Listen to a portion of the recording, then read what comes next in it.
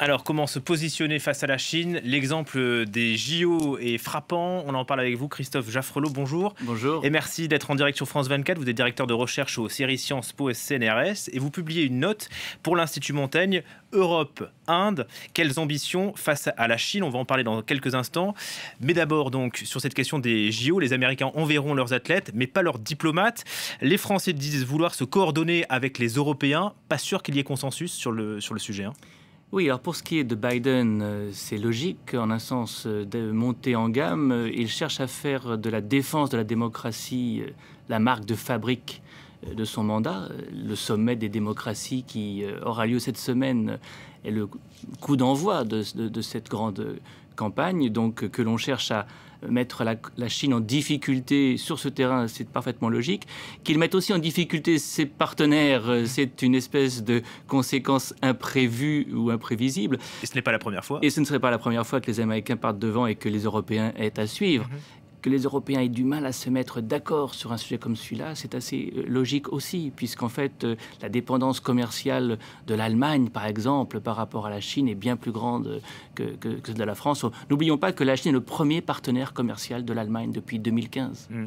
Venons-en à votre note, puisque vous dites que la Chine est le principal moteur du rapprochement entre l'Inde et l'Europe, même si c'est vrai qu'on ne l'a pas forcément suivi, ce rapprochement. Comment est-ce qu'il se concrétise et sur quoi ça peut déboucher? Alors c'est un rapprochement qui effectivement a connu son point d'orgue au printemps dernier, lorsque le sommet UE-Inde a relancé toutes sortes de négociations, dont une négociation commerciale, pour arriver à un traité de libre-échange, qui est donc en discussion maintenant. C'est l'une des possibilités en termes de résultats. Alors c'est une affaire difficile parce que l'Inde est assez protectionniste. Ça peut prendre plusieurs années. Ça prendra forcément plusieurs années. Et puis les Indiens sont très demandeurs de visas pour leurs ingénieurs informaticiens et la question migratoire en Europe est devenue très sensible. Mais c'est quand même l'un des résultats possibles. L'autre résultat possible, c'est resserrer les rangs face à la Chine dans l'Indo-Pacifique. Et c'est effectivement le moteur de cette relation qui monte en gamme. Parce que l'objectif, clairement, c'est de contrer la Chine. Alors, les mots sont très différents suivant les pays. To balance, to contain. Les Allemands sont pour faire de l'équilibrisme et continuer à commercer notamment avec la Chine davantage. Les Indiens sont aussi assez peu désireux de s'aliéner un voisin si puissant qui multiplie les incursions.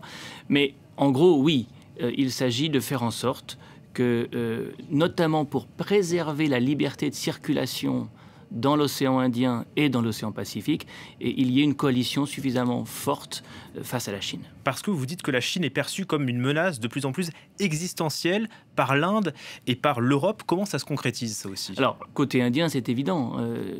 En 2020, l'an dernier, une incursion chinoise fait 20 morts dans les rangs de l'armée indienne. Il y a des incursions de ce style, pas aussi meurtrières, bien sûr, mais de façon très répétée dans l'Himalaya. La poussée chinoise, la coulée chinoise vers l'océan Indien, le fait que la Chine est maintenant dans tout le pourtour indien, d'Asie du Sud en fait, des alliés, le Sri Lanka, bien sûr le Pakistan, maintenant le Népal, le Bangladesh, l'Inde se sent encerclée.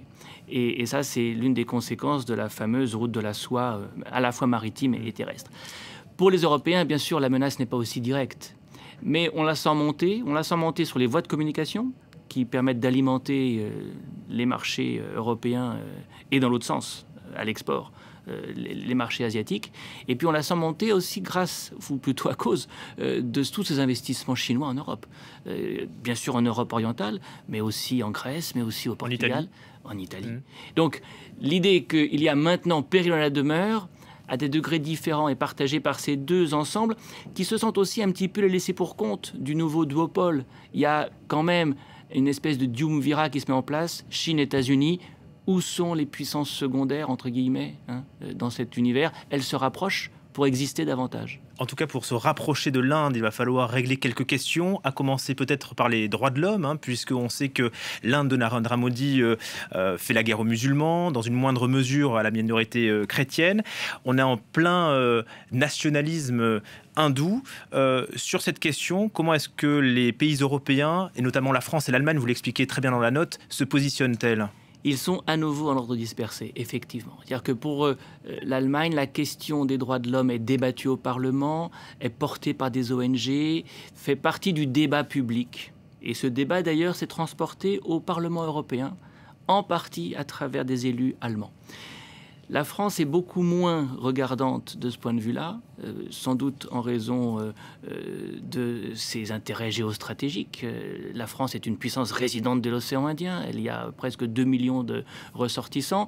Elle doit exister militairement dans cette zone. Exister militairement, ça veut aussi dire être allié, en tout cas partenaire de l'Inde au niveau militaire, à travers des manœuvres conjointes, à travers des ventes d'armes, à travers aussi des échanges ou des accueils dans des bases militaires.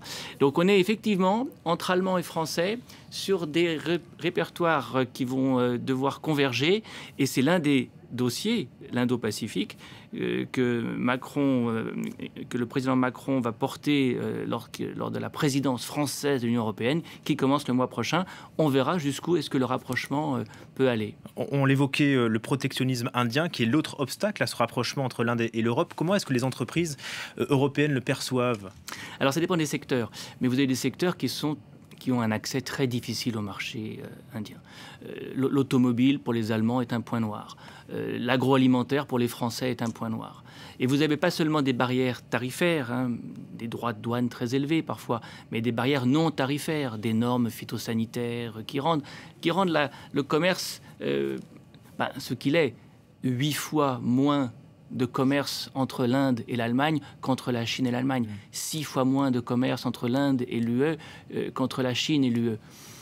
C'est le résultat, en partie seulement, de ces questions douanières. Et en revanche, les deux géants européens se rapprochent finalement sur une question sur le climat? Ils essayent, mais Glasgow, la COP26 nous a montré que les choses n'étaient pas aussi simples. Ouais. Vous avez maintenant une fracture, la COP26 l'a bien montré, entre les pays émergents et les pays pauvres, qui veulent que les pays riches payent pour leur transition énergétique.